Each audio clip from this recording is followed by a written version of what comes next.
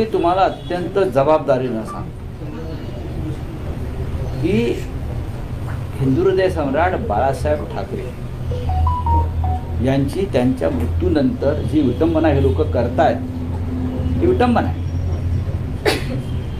त्याची जबर किंमत रामदास कदम यांच्यासारख्या लोकांना मोजावी लागेल, जबर किंमत मोजावी लागेल आणि मी हे अत्यंत जबाबदारीनं सांगतो. मग ही किंमत कोणत्याही प्रकारची असेल, कायदेशीर असेल, भावनिक असेल, नियतीची असेल, पण ह्यांना जबर किंमत. बाळासाहेब ठाकरेंच्या संदर्भात तुम्ही अशा प्रकारची विधानं करताय, तुम्हाला लाजा वाटल्या पाहिजे. त्या संपूर्ण घटनाक्रम जे सांगतात मी तिथे उपस्थित होतो.